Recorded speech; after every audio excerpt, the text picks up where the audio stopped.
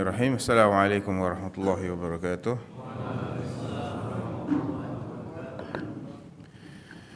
Innal hamdalillah nahmaduhu wa nasta'inuhu wa nastaghfiruh wa na'udzu billahi min shururi anfusina wa sayyiati a'malina. May yahdihillahu fala mudilla lahu wa may yudlil fala hadiya lahu. Asyhadu an la ilaha illallah wahdahu la syarika lahu wa asyhadu anna Muhammadan 'abduhu wa rasuluhu la nabiyya wa la rasula ba'dahu. Sallallahu alaihi wa ala alihi wa sahbihi wa man walah, amma ba'd. Jamaah salat subuh di Masjid Al-Muhajirin yang dimuliakan oleh Allah Subhanahu wa taala.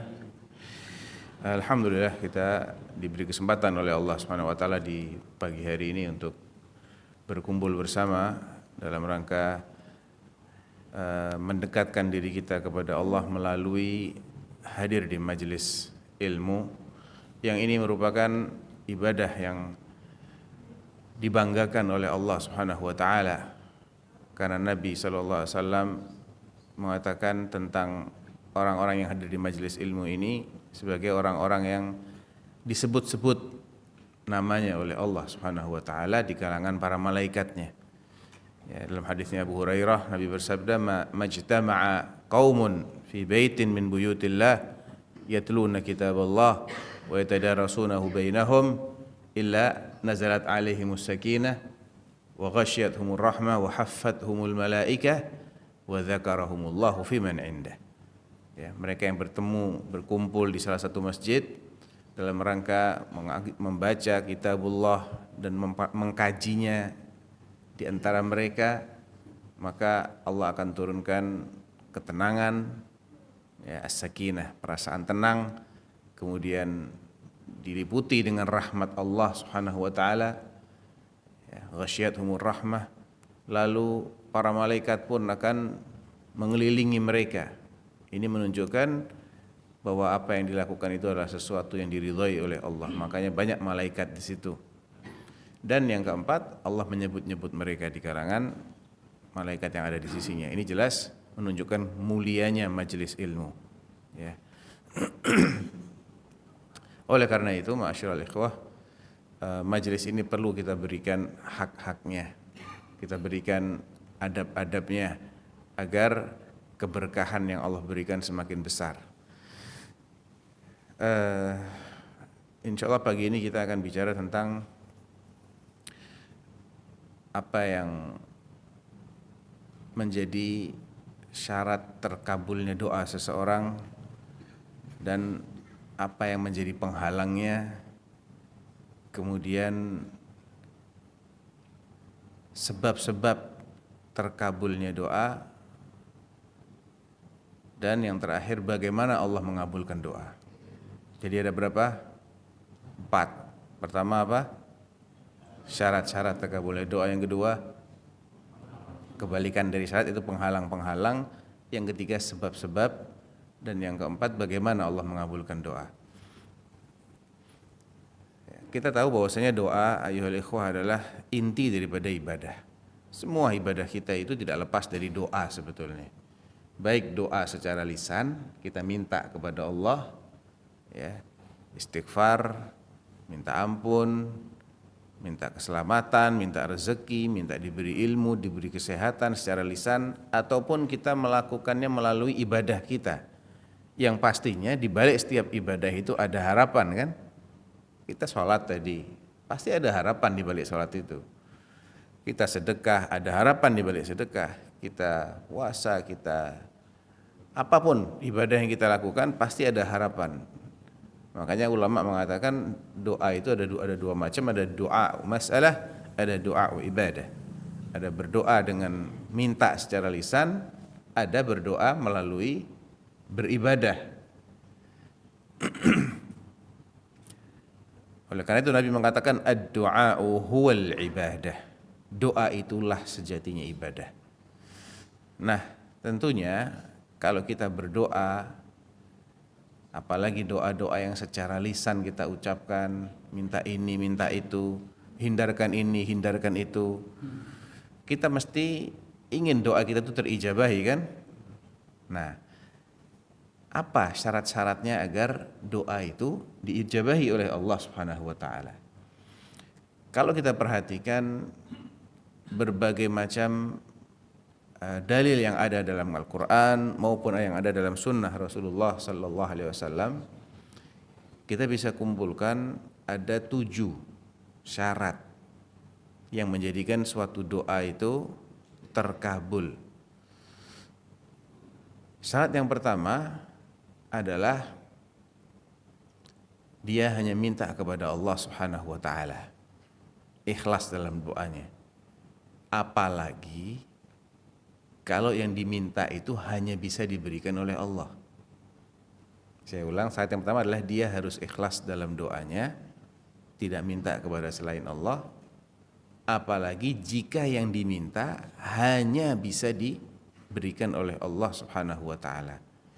Misalnya sesuatu yang hanya bisa diberikan oleh Allah, ampunan dari dosa-dosa. Ada yang bisa mengampuni selain Allah? Tidak ada. Keselamatan dunia dan akhirat, selamat dalam perjalanan, ya, selamat dari azab kubur, selamat dari azab neraka. Ini hanya bisa diberikan oleh Allah Subhanahu wa taala. Hidayah, istiqamah di atas jalan Allah, ya, diberi keturunan, disembuhkan dari penyakit, rezeki yang melimpah dan semisalnya. Ini hanya sesuatu yang bisa diberikan oleh Allah Subhanahu wa taala, maka untuk diijabahi dan dicatat sebagai ibadah, doa itu harus murni ditujukan hanya kepada Allah. Permintaan itu hanya boleh ditujukan kepada Allah Subhanahu wa taala. Begitu ada selain Allah yang dimintai, padahal yang bisa memberi hanya Allah, namanya apa? Asyirku billah, ya. Minta kepada selain Allah apa yang hanya bisa diberikan oleh Allah, itu namanya mempersekutukan Allah. Itu syarat yang pertama. Karena ini adalah doa, jadi semua karena ibadah itu, doa itu adalah ibadah, ya. Karena doa adalah ibadah, bahkan intinya ibadah, maka berlaku baginya syarat-syarat ibadah. Di antara syarat ibadah yang paling awal harus kita wujudkan adalah al-ikhlas, alias memurnikan permintaan itu, mengkhususkannya kepada Allah saja. Kalau dia minta kepada selain Allah terus diijabahi bagaimana? Ada enggak? Ada. Ya. Dia minta kepada selain Allah padahal yang bisa memberikan cuma Allah. Diijabahi. Ini namanya istidraj, jamaah. Ya, itu bukan doa yang diridhoi oleh Allah, tapi itu adalah jebakan, tipu daya. Allah SWT mengatakan, sanastadrijuhum min haitsu la ya'lamun wa umli lahum inna kaidi matin. Kami, ya, istidraj itu artinya ditarik perlahan-lahan pada kebinasaannya, ya, istilahnya dijebak, ya, dalam bahasa kita mungkin itu semacam jebakan karena dia melanggar hak Allah yang paling besar, yaitu hak untuk diesakan, maka Allah jebak dia dengan diberi aja apa yang dia minta, bukan karena Allah ridho kepadanya, tapi sebagai bentuk inna kaidi matin. Kaid itu artinya tipu daya. Aku akan tarik dia perlahan-lahan tanpa dia sadari. Wa umli lahum, dan aku akan istilahnya, dia minta apa nih dikasih, minta ini dikasih, minta ini dikasih, padahal dia ini musyrik, ya, dia ini ahli maksiat. Inna kaidi matin, sesungguhnya tipu dayaku itu sangat hebat, kata Allah Subhanahu wa taala. Jadi harus diwaspadai justru ketika dia menyebut-nyebut selain Allah dalam doanya kok terus diijabahi, itu bukan doa yang diridhai oleh Allah, bukan doa yang akan menyelamatkan dia nanti. Justru sebaliknya, itu adalah jebakan, ya.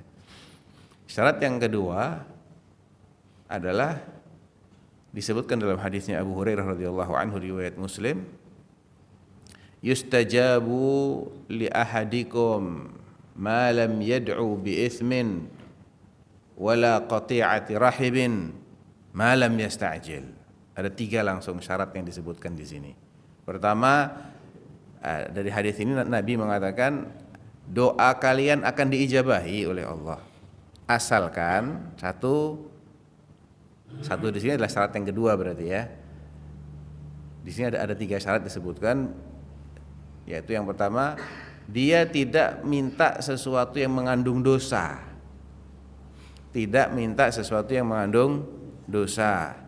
Yang kedua, tidak mengandung pemutusan silaturahmi. Ya, tidak mengandung pemutusan silaturahmi. Dan yang ketiga adalah tidak tergesa-gesa. Jadi 3 syarat disebutkan dalam satu hadis ini. Tidak mengandung apa pertama? Dosa. Yang kedua, tidak mengandung pemutusan silaturahmi. Dan yang ketiga, tidak tergesa-gesa. Ditanya Nabi, bagaimana maksudnya tergesa-gesa ya Rasulullah? Kata beliau, yaqulu qad da'autu wa qad da'autu falam ara dzalika yustajabu li. Maksudnya tergesa-gesa itu dia mengatakan begini, saya sudah doa loh, sudah lama saya minta ini, kok enggak kelihatan terkabulnya permintaan saya ini, kok belum kelihatan juga. Fayastahsiru inda dzalika wa yad'u du'a. Karena dia merasa enggak kunjung dikabulkan, dia kecewa, dia merasa udah rugi kalau gitu, saya selama ini minta doa enggak dikabulkan, akhirnya stop berdoa dia. Itu yang dimaksud dengan isti'jal atau tergesa-gesa. Jadi syarat terkabulnya doa setelah ikhlas adalah tidak minta yang sesuatu yang mengandung dosa, tidak juga minta sesuatu yang mengandung pemutusan silaturahmi, dan juga tidak tergesa-gesa. Kemudian ini juga dikuatkan dalam hadis yang lain, nanti saya akan jelaskan ketika membahas tentang bagaimana cara Allah mengijabahi doa kita. Ada sedikit penekanan nanti pada poin yang keempat nanti. Sekarang syarat yang ke berapa ayo? Kok 3? Kita sudah sebutkan 4, yang kelima ini sekarang ya. 1 ikhlas, 2 tidak mengandung dosa, 3 tidak mengandung pemutusan silaturahmi, 4 tidak tergesa-gesa. Kelima sekarang ya. Yang kelima, dia serius kalau berdoa, sungguh-sungguh, bukan ngetes Allah. Maksudnya apa ngetes Allah? Kira-kira Allah bisa nggak ya?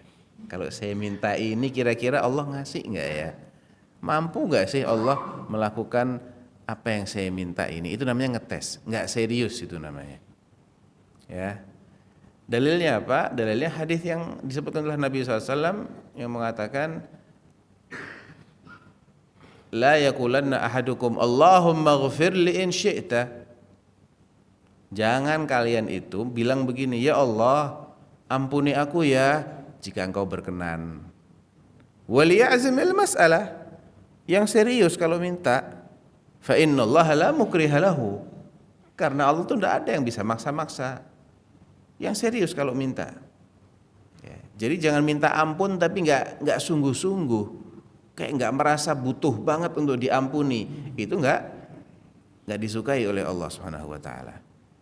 Ini juga dikuatkan di surah Al-A'raf ayat ke-55. Di situ Allah mengatakan, ud'u rabbakum tadarru'a wa khufyah. Mintalah, doalah kepada Tuhan kalian, kepada Rabb kalian dengan keadaan apa? Tadarru'an. Tadarru'an itu artinya benar-benar merendah, benar-benar butuh sama Allah. Serius dia mintanya ini. Wa khufyatan, dan dibarengi dengan rasa takut. Nah, jadi adanya keseriusan dalam berdoa itu termasuk syarat terkabulnya doa. Yang keberapa sekarang? Keenam. Yang keenam, dia perlu menjaga kehalalan makanan, minuman, dan pakaiannya. Ini dijelaskan oleh Nabi SAW dalam hadis riwayat Muslim. dari sahabat Abu Hurairah radhiyallahu anhu, dan hadisnya sangat populer, disebutkan oleh An-Nawawi dalam Arba'innya ya. Hadis nomor 10 di situ, di Arba'in Nawawiyah itu hadis yang nomor 10. Hadis ini menceritakan tentang sifat Allah, innallaha thayyibun. Allah itu baik banget. La yaqbalu illa thayyiban, dan Allah tidak akan mengabulkan, tidak akan menerima kecuali yang baik-baik saja. Wa innallaha amaral mu'minin bima amara bihil mursalin, dan Allah juga memerintahkan orang-orang beriman sebagaimana perintah yang ditujukan kepada para rasul, yaitu untuk makan yang baik-baik. Ya ayyuhar rusulu kulu minat thayyibati wa'malu salihah. Wahai para rasul, makanlah yang baik-baik dan beramal solehlah. Perintah ini yang senada dengan ini juga ditujukan kepada orang-orang beriman. Ya ayyuhalladzina amanu kulu min thayyibati ma razaqnahu lakum. Ya. Wahai orang-orang yang beriman, makanlah rezeki kami yang baik-baik, yang halal-halal.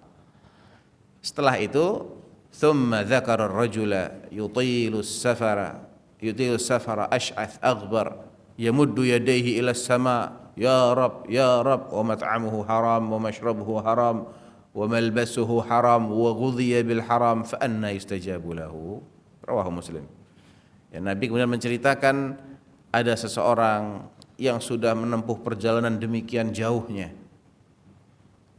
Menempuh perjalanan safar dalam jarak yang sudah demikian jauh, itu seharusnya menjadi penyebab doanya semakin diijabahi, harusnya begitu. Kemudian yang kedua, ash'ath. Ash'ath itu artinya rambutnya kusut, acak-acakan. Karena di zaman beliau, di zamannya Nabi SAW, laki-laki itu cenderung punya rambut yang lebih panjang daripada laki-laki di zaman kita. Ya, jadi memang itu tradisi manusia di masa itu, di masanya Nabi SAW, laki-laki rambutnya cenderung lebih panjang. Jadi ada yang sampai ke bahu. Rasulullah SAW juga kadang-kadang rambutnya panjang sampai menyentuh pundak beliau. Nah, ketika orang dengan rambutnya panjang begitu melakukan perjalanan jauh, kan nggak mungkin naik mobil di zaman itu, nggak mungkin naik bis ber-AC, naik pesawat apalagi. Naiknya cuma apa kira-kira? Unta, karena perjalanan jauh itu kendaraannya unta. Berarti yang diarungi itu gurun. Di gurun itu banyak debu, banyak badai. Ya acak-acakan dia punya rambut. Ini sebetulnya ayyuhal ikhwah, kalau itu sebagai athar atau efek dari ibadah yang dilakukan oleh seseorang, harusnya itu menjadikan doa dia semakin mustajab. Asalkan bukan sengaja diacak-acak rambutnya ya. Bukan. Diacak-acak, bukan diacak-acak, tapi rambutnya acak-acakan akibat dari ibadah yang dia lakukan. Contohnya ketika wukuf di Arafah, Allah itu membanggakan jamaah haji yang wukuf dengan menyebutkan sebagian dari ciri mereka. Dalam hadis yang terkenal sekali dalam, biasanya disebutkan ketika wukuf di Arafah ya, atau di hari Arafah disebutkan hadis ini, hadis qudsi ya. Allah mengatakan kepada malaikat-malaikatnya, unzuru ila ibadi haula atauni syu'than ghubra. Lihat tuh hambaku yang pada wukuf di Arafah, mereka datang dengan rambut yang acak-acakan, badan yang berdebu ya, karena dulu sama mereka itu ketika mau berangkat ke tanah suci, mereka mengarungi gurun, mengendarai unta, dan rambut mereka cenderung panjang. Kan nggak boleh orang kalau sudah ihram potong rambut, kan nggak boleh ya. Nah bayangkan ketika dia ihram dari Madinah misalnya, Dzulhulaifah menuju Makkah, itu di zaman beliau itu 9 hari kalau perjalanan itu. Kalau dia ihramnya di awal-awal bulan Dzulqa'dah misalnya, dia ihram di bulan Dzulqa'dah, kemudian hajinya adalah haji ifrad atau haji qiran, bukan tamattu, maka dia akan tetap dalam keadaan ihramnya 1 bulan lebih. 1 bulan ditambah 9 hari, 39 hari. Bisa dibayangkan betapa kusut rambutnya ya, karena nggak pakai penutup kepala, tidak pakai surban, nggak boleh pakai surban dalam keadaan ihram kan. Dan puncak ihram itu adalah tanggal 9. Jadi sangat kusut rambutnya dan sangat berdebu. Tapi itu semua adalah dampak dari ibadah. Itu Allah banggakan. Jadi sebetulnya rambut yang acak-acakan kalau itu akibat seseorang itu beribadah, itu adalah harusnya menjadikan doanya semakin mustajab. Nah, orang yang disebut oleh Nabi ini yang sudah lama melakukan safar ini, asy'ath, acak-acakan rambutnya, aghbar, berdebu badannya. Kemudian dia melakukan juga sebab lain yang seharusnya menjadikan doanya semakin mustajab, yaitu yamuddu yadayhi ilas sama, mengangkat kedua tangannya ke arah atas. Dan ini adalah adab doa yang seharusnya juga menjadikan doanya semakin mustajab. Karena Allah Subhanahu wa taala itu punya sifat pemalu. Kata Nabi sallallahu alaihi wasallam, "Innallaha hayyun sittir, yastahi min 'abdihi idza rafa'a yadayhi ilas sama' ay yaruddahuma sifran khaibatain." Allah itu pemalu, suka menutupi aib-aib hambanya. Dia malu manakala si hamba sudah menengadahkan tangannya ke langit, turun dengan tangan hampa. Dan orang ini melakukan sebab itu juga. Kemudian dia melakukan lagi sebab yang kelima, yaitu mengulang-ulang doanya, ya Rabb, ya Rabb, ya Allah beri aku ini, beri aku itu. Tapi ada satu poin yang dia lupa. Ini adalah penghalang, sekaligus syarat kalau ditinggalkan. Kalau nggak ditinggalkan berarti dia jadi penghalang. Apa? Wa mat'amuhu haram. Dia memakan makanan yang haram. Dia meminum minuman yang haram dan dia juga pakai pakaian yang haram. Gimana maksudnya? Makanan yang haram itu bisa haram dari zatnya, bisa haram dari cara mendapatkannya. Walaupun zatnya halal, air, minuman, ya, roti, nasi, tapi dia beli dari uang hasil profesi haram, uang riba misalnya, uang nipu, ngemplang utangnya orang sengaja, ya, atau uang hasil korupsi, ya, hasil suap menyuap, intinya apapun lah cara mendapatkan harta yang haram. Kemudian setelah dapat harta dia belikan makanan, dia belikan minuman, dia belikan pakaian, itu berarti haram dari sisi cara mendapatkannya. Walaupun zatnya tidak haram atau memang zatnya haram. Ya, dua-duanya ujung-ujungnya adalah memakan yang haram, meminum yang haram atau memakai yang haram. Apa ada pakaian yang zatnya haram? Bagi laki-laki ada. Apa itu? Sutra, kecuali kalau dia alergi pakai selain sutra. Mungkin ada orang yang kulitnya kalau nggak pakai sutra alergi dia. Nah, untuk orang yang seperti ini dikecualikan. Ya, ada dulu sahabat Nabi kalau nggak salah Talhah atau Sa'ad bin Abi Waqqas, saya agak lupa. Dia gatal-gatal kalau nggak pakai sutra, maka Nabi SAW mengecualikan. Ya, khusus bagi yang ada alergi kulitnya kalau nggak pakai kain sutra yang asli. Ini sutra yang memang dari ulat sutra ya, bukan sutra-sutra tiruan, bukan, tapi sutra yang memang asli dari ulat sutra itu pada dasarnya haram bagi laki-laki, halal bagi wanita. Cuman ketika ada kondisi tertentu maka itu menjadi diberi rukhsah. Nah, ini kalau contoh pakaian yang zatnya haram. Kalau untuk wanita saya tidak tahu ada zat tertentu yang diharamkan, sejauh yang saya tahu tidak ada. Intinya tidak memakan yang haram atau intinya memakan yang halal, minum yang halal, memakai yang halal itu termasuk syarat terkabulnya doa.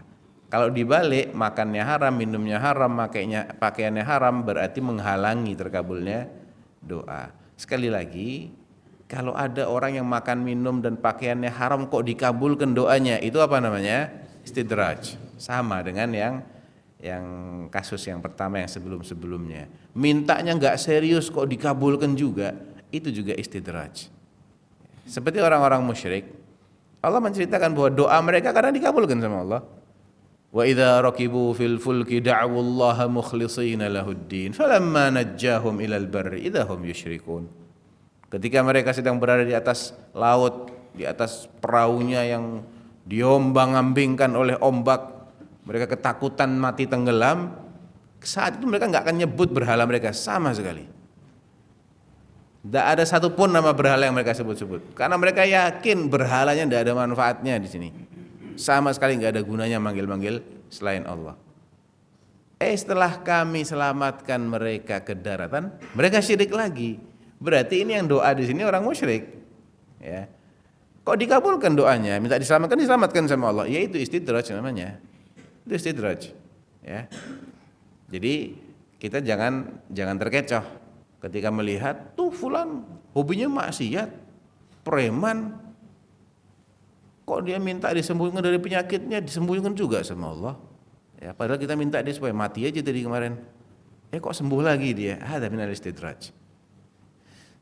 Kemudian syarat yang keberapa sekarang? Ketujuh ya.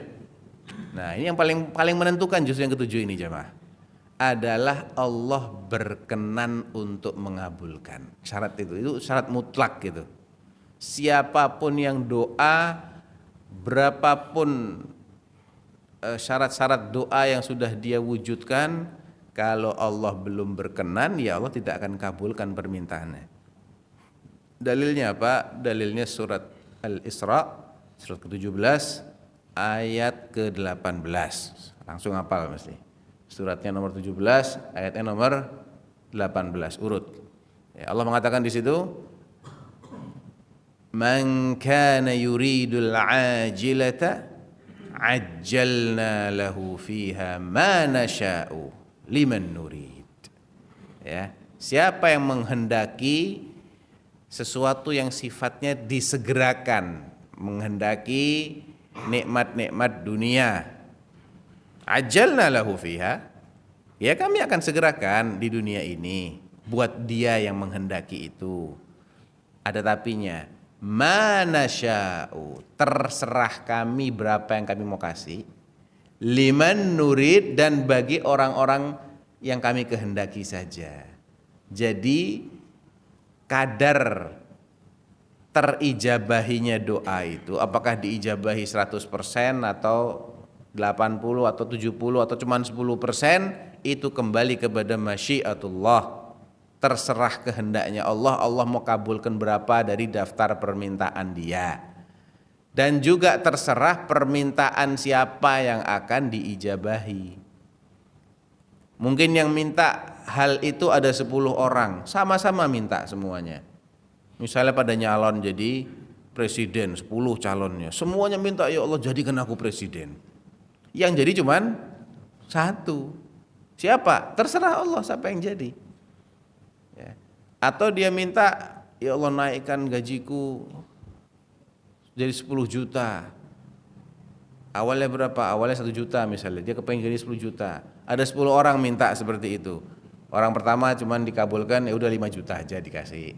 Yang kedua lebih sedikit, yang ketiga itu terserah Allah. Jadi kadarnya terserah Allah dan siapanya juga terserah Allah. Ya. Di ayat yang lain Allah menjelaskan, bal iyyahu tad'un fayakshifu ma tad'una ilaihi in syaa. Ya, ada kata-kata in syaa. Tapi mintalah kalian itu kepada Allah saja. Ketika kalian ini dalam kondisi genting, kalian minta kepada Allah saja. Maka dia, Allah di sini maksudnya, yakshifu ma tad'una insya. Dia akan singkap musibah yang kalian minta agar dihilangkan dari diri kalian itu, insya, jika dia berkenan, jika dia mau mengabulkan permintaan kalian, dia akan kabulkan. Loh berarti ada doa yang tidak diijabahi oleh Allah dong, ada doa yang tidak dikabulkan. Justru karena judulnya kita ini minta, kita sebagai hamba, tahu hamba kan? Budak, minta kepada yang berkuasa terhadap diri kita ini secara total, dia nggak wajib mengabulkan permintaan kita, karena kita ini hamba. Ya, beda kalau konteksnya penguasa menyuruh bawahannya, wajib nurut dia. Tapi kalau bawahan minta sama bosnya, wajib dikabulkan? Tidak wajib. Yang bosnya mau kabulkan, dia akan kabulkan. Itu kalau konteks kita ya di dunia ini. Kalau Allah kan lebih berkuasa lagi dari itu. Dan ini siapapun yang minta tidak wajib dikabulkan oleh Allah. Hatta Nabi sekalipun, Nabi pernah minta beberapa permintaan enggak dikabulkan sama Allah. Nabi Ibrahim minta agar bapaknya diampuni, ya kan? Enggak dikabulkan sama Allah, dilarang, kamu jangan minta ampun buat bapakmu, enggak boleh. Ya. Sa'astaghfirulaka ma lam unha an dzalik. Janjinya Nabi Ibrahim kepada bapaknya yang mati musyrik itu, aku akan mintakan ampunan untukmu selama aku enggak dilarang. Dilarang sama Allah. Ya. Nabi pernah minta 3 permintaan sekaligus, yang diijabahi 2, yang 1 ditolak sama Allah. Justru karena Allah itu yang berkuasa, Allah yang mengatur semuanya, Allah tampakkan bentuk kekuasaannya dengan tidak mengijabahi semua doa. Tapi itu ada hikmahnya. Ya, tidak diijabahinya permintaan itu karena ada hikmah di balik itu. Dan ini tidak harus diketahui oleh orang yang minta. Jadi ada 7 syarat. Yang pertama, ikhlasnya dia dalam berdoa, murni, tidak ada selain Allah yang dia sebut-sebut. Yang kedua, dia tidak meminta sesuatu yang mengandung dosa, tidak juga meminta sesuatu yang mengandung pemutusan silaturahmi, tidak tergesa-gesa. Kemudian yang kelima apa tadi? Ada keseriusan sungguh-sungguh, benar-benar butuh sama Allah, tadharru'. Ya, serius doanya. Yang keenam, menjaga makanan, minuman dan pakaiannya supaya selalu halal. Dan yang ketujuh, Allah berkehendak.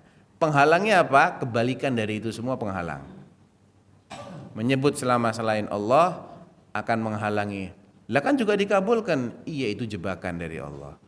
Itu bukan doa yang akan mendatangkan kebaikan bagimu, bukan doa yang dinilai sebagai ibadah, tapi itu adalah tipu dayanya Allah Subhanahu wa taala. Kalau kamu mintanya selama menyebut-nyebut selain Allah, syirik dalam doamu, kemudian dikabulkan, itu bukan doa yang akan membawa manfaat, tapi justru adalah jebakan dari Allah. Sanastadrijuhum min haitsu la ya'lamun wa umli lahum inna kaidi matin.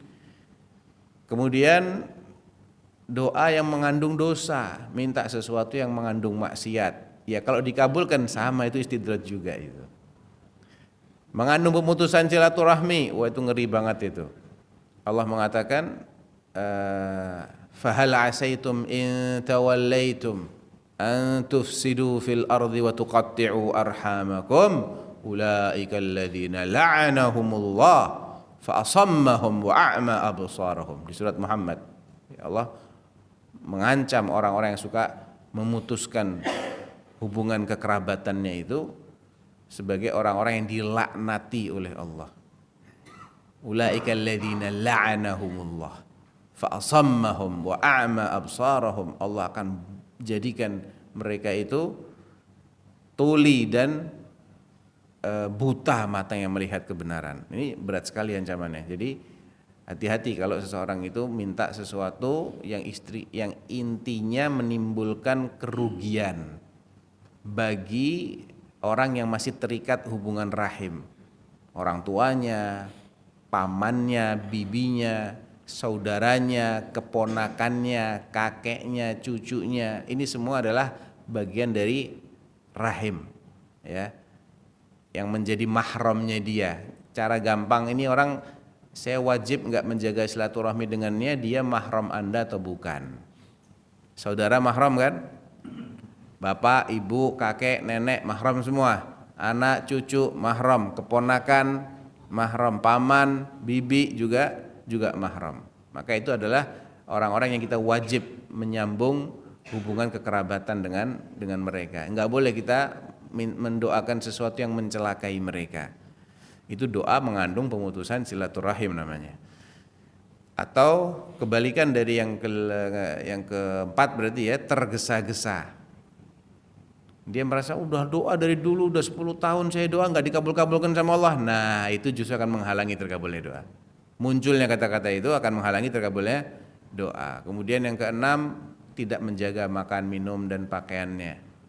Ya, yang kelima apa tadi? Tidak serius. Ya, tidak serius dalam minta. Ya Allah ampuni ya kalau engkau berkenan. Ya Allah, bisa enggak ya Allah? Kok bisa enggak ya Allah? Allah bisa. Ya, tapi wajib tidak mengabulkan, tidak wajib mengabulkan. Kalau bisanya bisa, semua itu Allah bisa lakukan. Ya. Asalkan tidak minta sesuatu yang mustahil. Ya Allah, jadikan aku nabi dong. Wah, mustahil itu dikabulkan sama Allah. Ya, mustahil itu, nggak ada ceritanya. Itu malah kufur itu kalau kayak gitu doanya. Intinya tidak meminta sesuatu yang terlarang. Itu kan terlarang juga itu, minta dijadikan nabi itu terlarang. Udah nggak ada nabi lagi setelah Rasulullah SAW. Ya.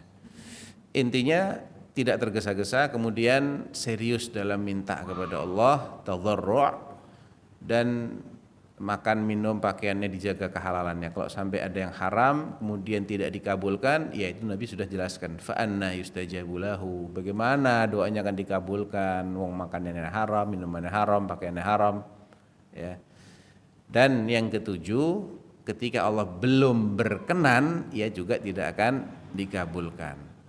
Nah, sebab-sebab terkabulnya doa ada sebagiannya sudah kita sebutkan tadi ya, safar, kemudian kondisi yang nampak mengenaskan karena akibat dari ibadah, acak-acakan rambutnya, berdebu pakaiannya, kemudian mengangkat kedua tangan ke atas, mengulang-ulang permintaan. Ini termasuk sebab-sebab terkabulnya doa. Sebab itu ada yang berkaitan dengan waktu, ada yang berkaitan dengan tempat, ada yang berkaitan dengan kondisi, dan ada yang berkaitan dengan tata cara atau adab doa itu sendiri. Kalau yang berkaitan dengan waktu, misalnya kita memilih mencari waktu-waktu yang mustajab, contohnya apa? Sepertiga malam terakhir, pertama, tengahan, yang terakhir ya. Sepertiga malam terakhir, kemudian antara adzan dan iqamah, terus saat hujan, kemudian yang waktu dulu, kaitannya dengan waktu. Safa itu lebih pada keadaan ya.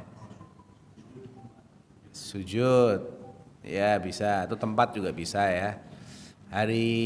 Petang hari di hari Jumat ya, setelah asar sebelum maghrib, kemudian di hari Arafah, saat wukuf di Arafah, itu waktu dan tempat contohnya itu.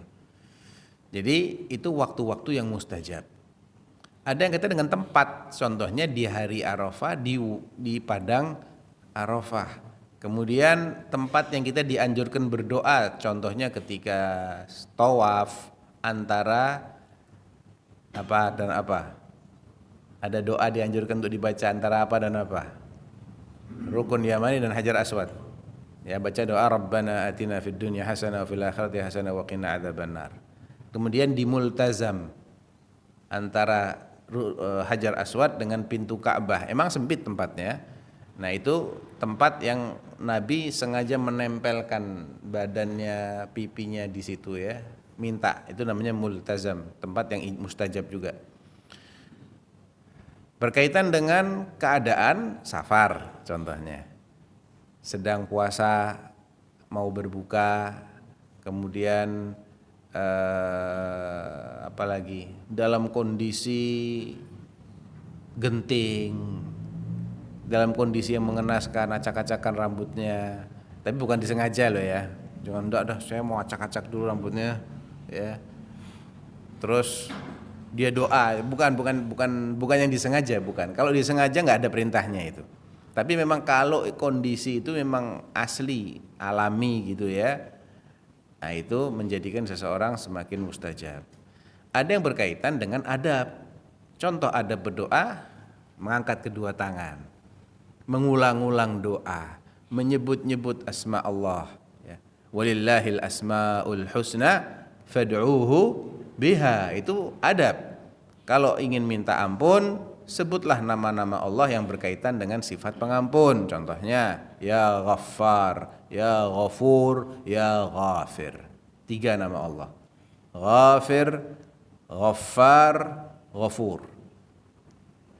Ya Rahman, ya Rahim. Kalau minta rahmat. Kalau minta Allah menolong saudara-saudara kita dan menghancurkan musuh-musuh kita, sebut nama Allah yang arahnya ke sana, ya Qawi, ya Matin. Ya, Al-Qawi, Al-Matin itu nama Allah, mengandung makna sifat maha kuat, maha perkasa. Ya Aziz, ya Jabbar, ya Nasir, yang maha penolong. Ya. Jadi gunakan nama-nama Allah itu, panggil Allah dengan nama-namanya yang indah tadi, atau nama-nama yang sifatnya umum. Ya Dzal Jalali wal Ikram, ya Hayyu ya Qayyum, ya Ahadu ya Samad, ya Fardu, ya Wahid. Itu nama-nama Allah semua. Ya, walillahil asmaul husna fad'uuhu biha. Itu termasuk sebab-sebab yang menjadikan doa semakin mustajab yang berkaitan dengan adab. Termasuk adab adalah mendahului doa itu dengan puji-pujian dulu. Allahumma lakal hamdu kulluhu wa lakas syukru kulluhu wa ilaika yurja'ul amru kulluhu, misalnya alhamdulillahirabbil alamin, minimal itulah alhamdulillahirabbil alamin, mulai dengan puji-pujian. Ikuti dengan apa setelah itu? Salawat, ya. Allahumma shalli wa sallim ala Muhammadin wa ala ali Muhammad, minimal kayak gitu. Baru setelah itu minta. Ya, Nabi pernah mendengar seseorang minta langsung to the point. Kata Nabi, ajilah hadza. Ini tergesa-gesa dalam meminta. Ada orang lain lagi, sebelum doa dia menghaturkan puji-pujian, terus bersolawat, baru minta. Nah, ini lebih berpotensi untuk diijabahi, kata Nabi. Ya. Jadi menjaga adab-adab doa. Termasuk adab doa adalah mengangkat kedua tangan dan mengulang-ulang permintaan. Ya. Menghadap kiblat. Itu juga termasuk adab doa. Taib. Sekarang poin terakhir, apa yang keempat? Masih ingat apa udah lupa lagi? Bagaimana cara Allah mengabulkan doa kita? Ya, dalam hadis yang diriwayatkan oleh Imam Ahmad, kalau nggak salah hadisnya Abu Sa'id Al-Khudri, Nabi SAW mengatakan begini, ma min muslimin yad'ullaha bida'watin laysa fiha ithmun wala qati'atu rahimin illa a'tahu Allahu ihda thalathin. Setiap muslim yang minta kepada Allah dengan suatu permintaan yang satu, tidak mengandung dosa, dua, tidak mengandung pemutusan silaturahim. Ada penekanan kembali ya dalam syarat-syarat yang tadi sudah kita bahas. Setiap muslim yang minta kepada Allah dengan suatu permintaan yang tidak mengandung dosa, tidak mengandung pemutusan silaturahmi, maka Allah akan berikan untuknya satu di antara tiga, salah satunya aja. Imma an yastajiba lahu da'watahu. Nah, cara yang pertama, Allah ijabahi sesuai jenis permintaan. Tapi ada syarat-syaratnya tadi, ya. Termasuk syarat yang terakhir itu kan kehendak Allah. Nah, kehendak itu meliputi seberapa banyak akan dikabulkan dan siapa yang akan diberi. Jadi mungkin diberi sesuai jenis permintaan. Ya Allah, beri, tambah penghasilanku ya Allah. Misalnya dia minta 10 juta ya Allah tambahannya. Dia cuma dikasih 5 juta. Itu masih masuk kategori diberi sesuai jenis permintaan, tapi kadarnya Allah yang menentukan. Wa imma an yasrifa anhu minas su'i mithlah.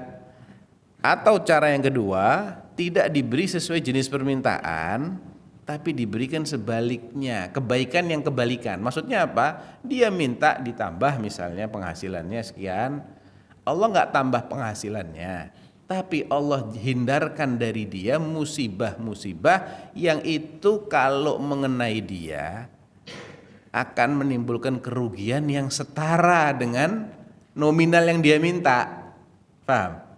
Ya, misalnya dia minta ditambah, dia nggak ditambah, tapi dihindarkan dari kecelakaan lalu lintas, dihindarkan dari penyakit ini, penyakit itu, yang kalau dia kena, dia juga akan keluar duit segitu.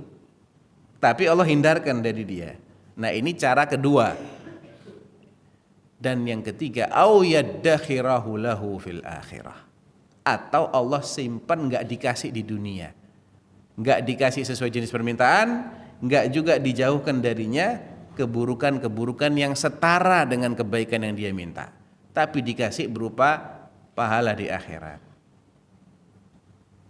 Jadi yang mana Allah akan, dengan cara yang mana Allah akan kabulkan doa kita, terserah Allah, bukan terserah kita, terserah Allah caranya. ya.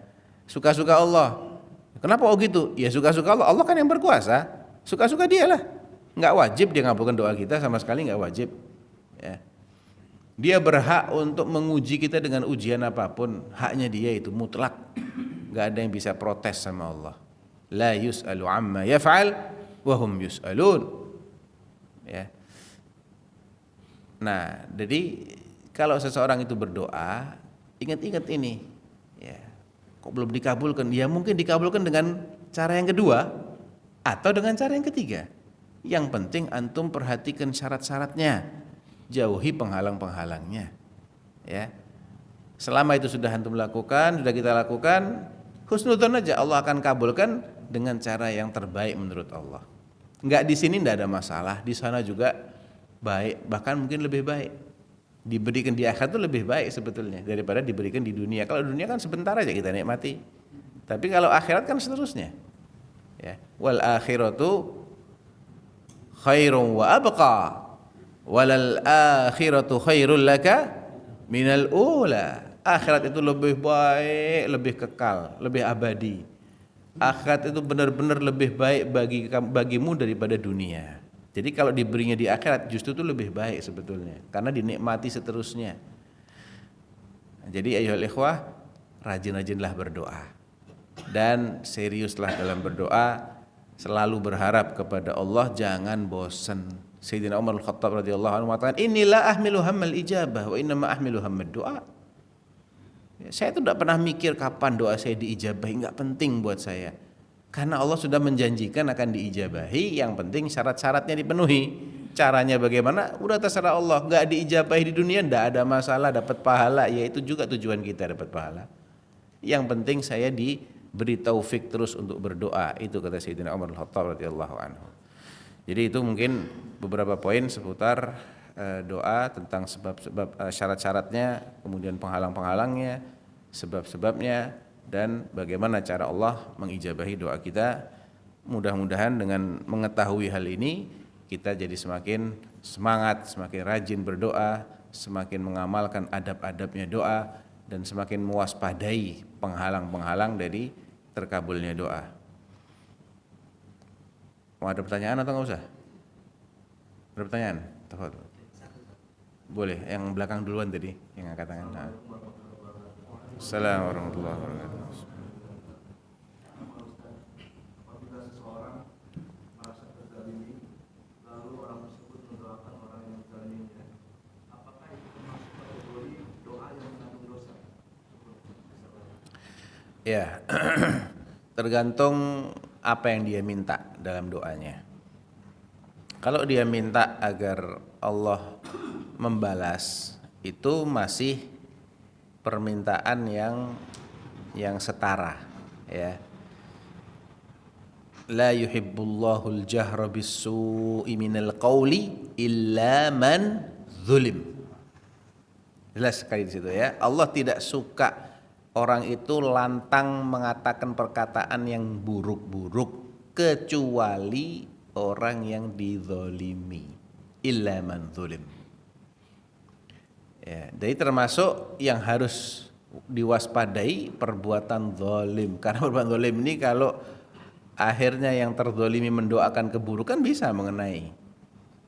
Nah, itu bukan termasuk meminta sesuatu yang dosa kalau memang dia dizalimi.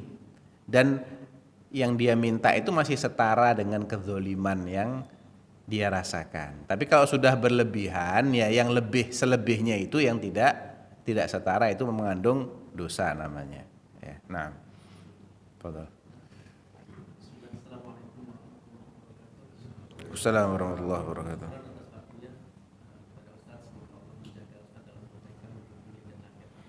Amin ya Rabb. Terkait dengan adab doa tadi Ustaz. Di situ disebutkan ketika waktu sujud itu waktu berbanyak doa. Sementara adabnya mengangkat kaki.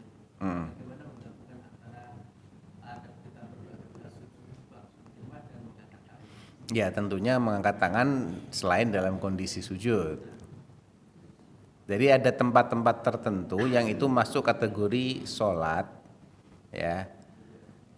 Atau Nabi memerintahkan kita untuk doa tapi tidak ada perintah untuk mengangkat tangan. Kalau tempat-tempat tertentu dalam sholat seperti ketika sujud dan ketika duduk di antara dua sujud, kan juga ada doa tuh, Allahumma rabbighfirli ya, rabbighfirli warhamni. Maksud begini tangannya? Enggak lah, tetap sesuai dengan yang diperintahkan oleh Nabi. Jadi dikecualikan kalau itu. Sujud juga dikecualikan. Sujud itu kalau ngangkat tangan nggak bisa sujud, kita gimana sujud mau angkat tangan, ya. Malah nggak sah sujudnya karena telapak itu harus nyentuh lantai. Ya, jadi itu pengecualian. Kalau ada perintah untuk berdoa yang sifatnya mutlak, berdoa ketika safar, berdoa di antara adzan dan iqamah, berdoa di wukuf di Arafah, yaitu mengangkat tangan. Itu berlaku, adab itu berlaku ketika perintah itu tidak ditentukan posisi tangan kita di mana.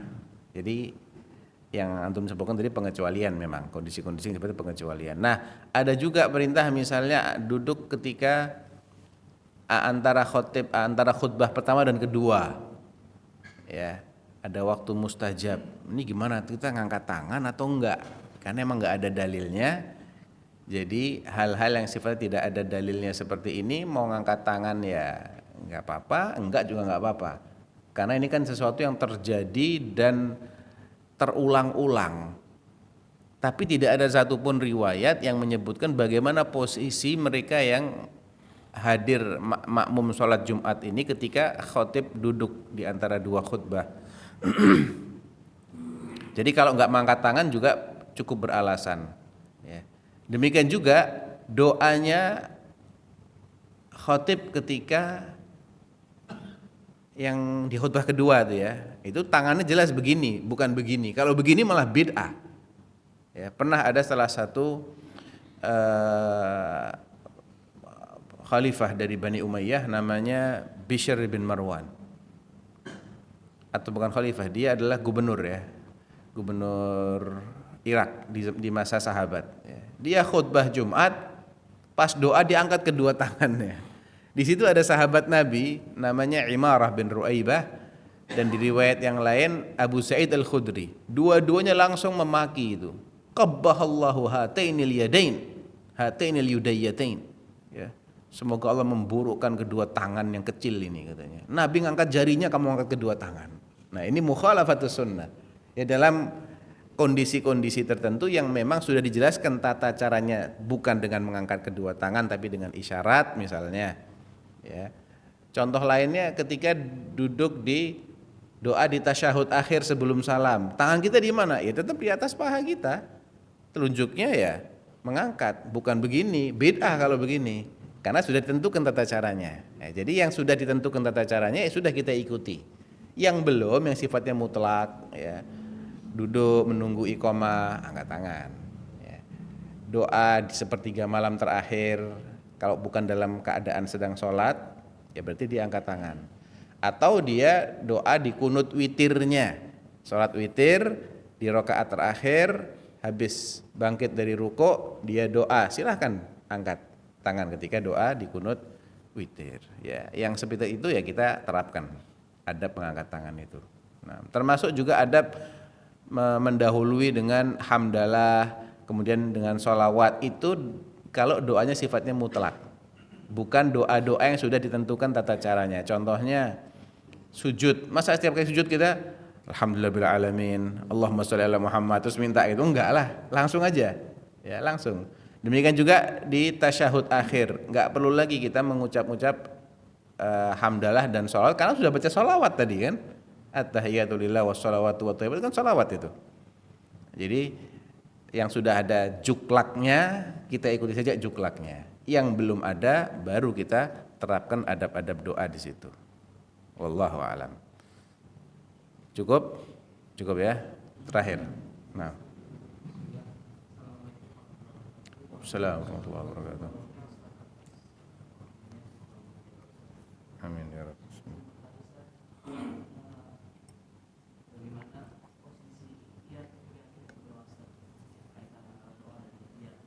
Kemudian bagaimana cara kita menemukan supaya kita tuh terus berdoa dalam setiap kondisi seperti para sahabat, bahkan sekali berdoa dulu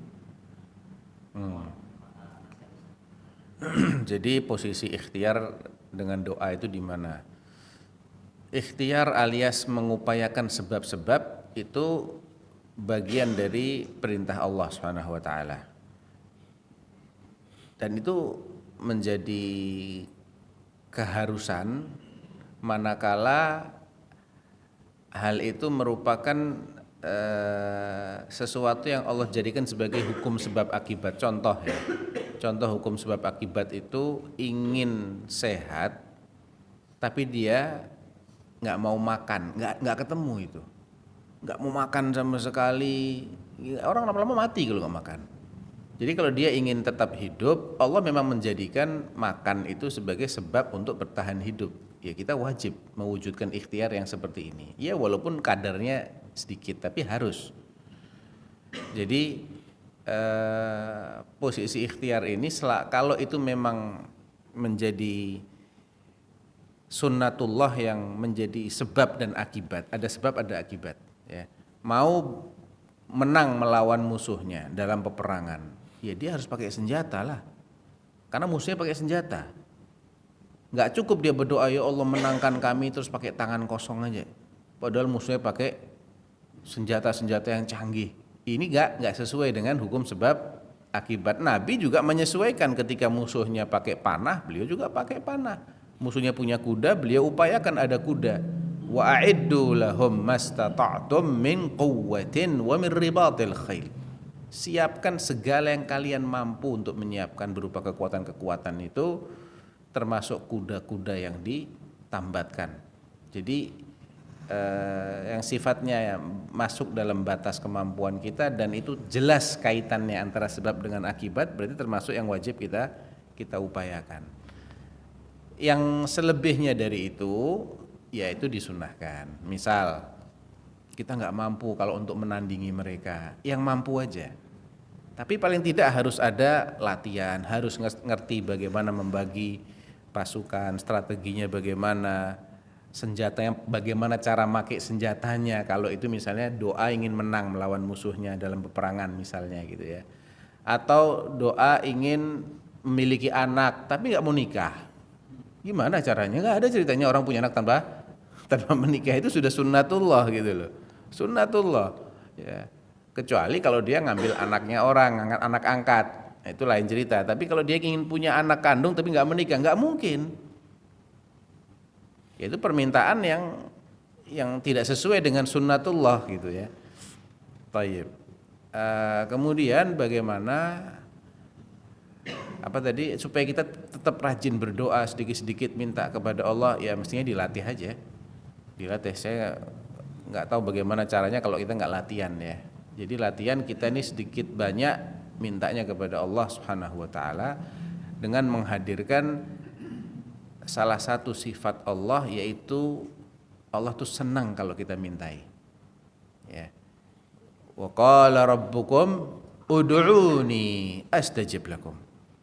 Allah Rabb kalian mengatakan, mintalah kepadaku, aku akan ijabahi permintaan kalian, dengan syarat dan ketentuan tadi, dan dengan cara satu di antara tiga tadi. Innal ladzina yastakbiruna an ibadati sayadkhuluna jahannama dakhirin. Sesungguhnya mereka-mereka yang gengsi, yang enggan, yang tidak mau minta kepadaku, yang enggak mau ibadah ini artinya doa, karena tadi diperintahkan untuk doa. Ya, mereka yang tidak mau doa kepadaku, aku akan masuk ke dalam neraka. Jadi kita hadirkan, Allah tuh senang kalau diminta-minta, senang. Justru kalau kita ini enggan, gengsi minta, kita akan celaka. Kita hadirkan dalil yang arahnya ke sana supaya itu menjadi motivasi kita untuk rajin doa. Kemudian juga kiat yang lain, kita hafalkan doa-doa yang ma'thur yang diajarkan oleh Nabi SAW. Doa ketika hujan, doa mendengar suara halilintar, doa ketika bangun di tengah malam. Kan banyak itu sunnah-sunnah doa itu. Antum baca, antum hafalkan, amalkan. Ya, amalkan aja. Jadi dengan itu kita akan selalu terikat dengan doa di berbagai kondisi kita. Mungkin itu beberapa kiatnya. Wallahu taala alam. Sallallahu ala nabiyina Muhammad.